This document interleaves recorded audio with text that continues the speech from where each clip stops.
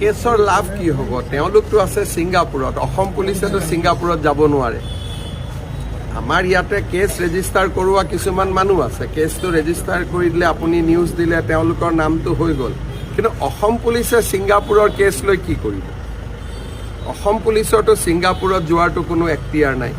গতিকে ছিংগাপুৰত আমি যিটো হেঁচা বুলি কয় যে অসমীয়া মানুহে অসমীয়া মানুহক যিটো হেঁচা প্ৰয়োগ কৰে, আমি তেওঁলোকক মানসিক হেঁচা প্ৰয়োগ কৰিব লাগিব, তেওঁলোকৰ মাক দেউতাকক হেঁচা প্ৰয়োগ কৰিব লাগিব যে ল'ৰা ছোৱালীক লৈ আহক।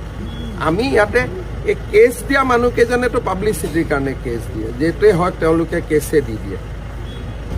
জুবিন ইয়াতে ঢুকাইছে, জ্যোতিৰাদিত্য সিন্ধিয়াৰ ওপৰতো কেছ দি দিছে। এইটো এটা বেলেগ ধৰণৰ মানুহ।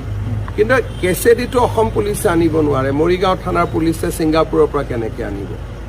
ইয়াত হৈছে তেওঁলোকৰ মাক বাপেক ইয়াতে থাকে। আমি মাক বাপেকৰ ওপৰত, পৰিয়ালৰ ওপৰত অসমৰ মানুহে হেঁচা প্ৰয়োগ কৰিব লাগিব যে ল'ৰাকেইজনক আনিব।